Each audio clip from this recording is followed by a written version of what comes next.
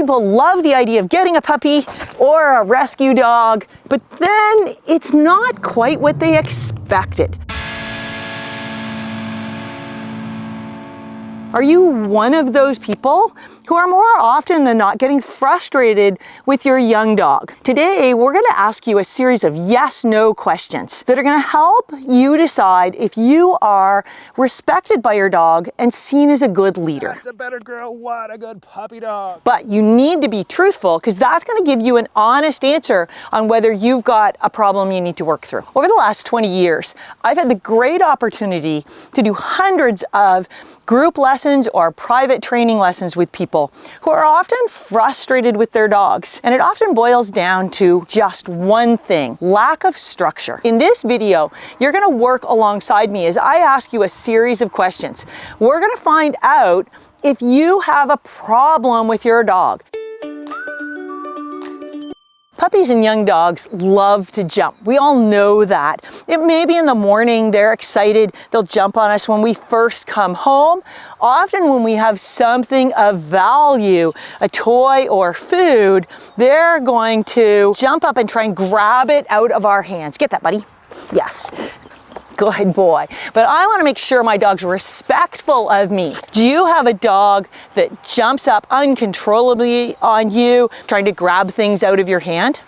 Pretty common for dogs to bark at different times. You know, maybe when they're excited and they're playing. It might be when they see another dog. It could be when they a little alert bark when they see something they're not sure of. But when your dog is barking away, do they not stop when you ask them to?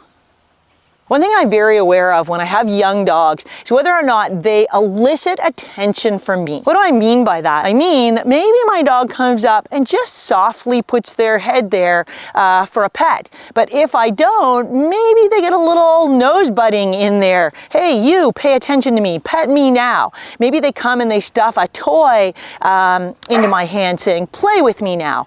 Maybe if I don't oblige them, I get some barking, demand barking at me, or maybe even some nipping. Does your dog demand attention from you?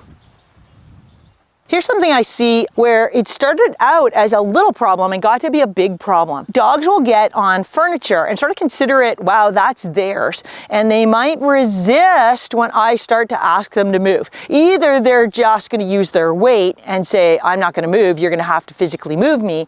Or even worse, I might get some growling, I might get some teeth. But it also might be happening anywhere. You know, when my dog's comfortable lying down and relaxed, when I start to move towards them, they might do a little growl or start to stiffen to say, this is my space, I'm relaxing, don't you bother me. Is your dog one that's going to fight you to get off a couch or a dog bed or move out of your way? Many dogs like to hold something in their mouth. The question is, when my dog has something, and it might be a toy, get it, buddy?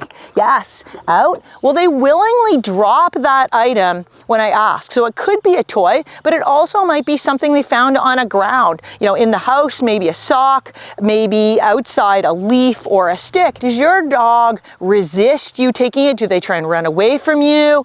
Do they growl at you or snarl or snap or try and swallow that object to keep it from you? When we're outside with our dogs, there's lots of distraction, and their dogs are going to look around, they're going to sniff. But the question is, do our dogs ever check in with us voluntarily without me asking when we're outside because they find us valuable? Does your dog totally ignore you and never check in when you're outside?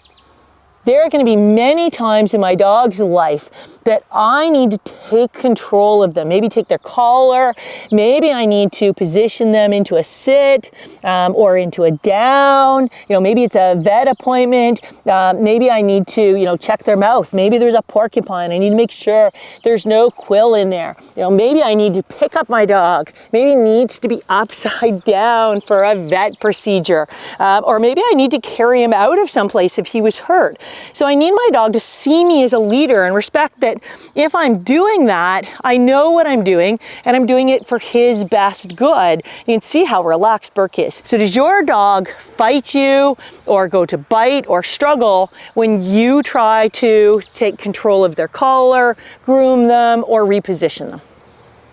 Young dogs are going to get distracted, and there are going to be things of value they can't have. Maybe there's a skunk or a porcupine, a dog that's not too friendly. Maybe there's a carcass or something I don't want my dog to have that he's going to say is pretty stinky and he wants.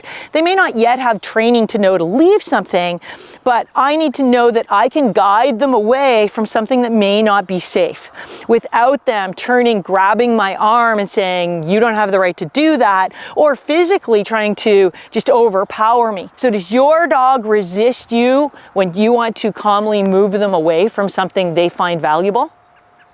Young dogs are occasionally going to grab something we don't want, whether it's a stick on the ground, a sock or shoe in the house. They may try a counter, but when that happens and we've worked through it, no, you're not supposed to have that. You leave that, move them away. Does your dog relentlessly keep grabbing those items even though you've already worked through that? When we have new pups, being outside, it can be so distracting. It's hard to get those pups' attention. But inside, when there's not much going on, way lower distraction, I want to know that my pup sees me as valuable. When you're inside, not much going on around, does your dog still ignore you and not want to give you attention? Did you answer yes 3 or fewer times? If so, congratulations. Chances are your dog sees you as a leader and you have a pretty stress-free relationship with them. Did you answer yes between 4 or 5 times on that questionnaire? In which case, your dog may see you as a leader, but chances are you've either got some leadership gaps or some training gaps. Did you answer yes more than 5 times on those questions? Or did you answer yes, and in some cases, the resistance was very high, trying to move my dog off the couch. If I'm seeing some aggressive behavior, growling or teeth, then it tells me that probably there's a little bit of a leadership issue and you're not enjoying the best relationship you could with your dog. In fact, you're likely finding things quite frustrating. When I say the word leadership, what words come to mind? If you're thinking dominate your dog or alpha dog, I want you to stop right there. Erase that thinking. That whole alpha dog and dominance comes from what's called the dominance theory that has been disproved by scientists for years. I want you to think about words like value, respect, inspiration. That's the type of leader I want to be for my dog. All of us want safety, security, stability in our life. Dogs especially.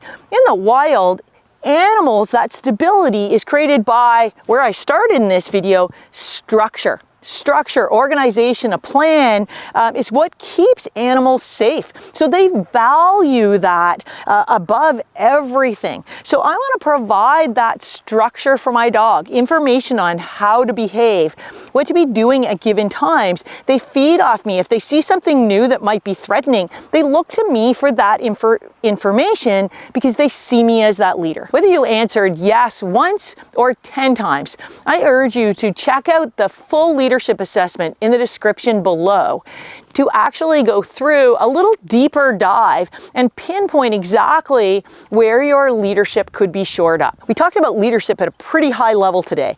If you want to find out more about how you can be a better leader for your dog and unlock their potential, create that great relationship, check out this video right here. On that note, I'm Carol. This is The Burke. Happy training.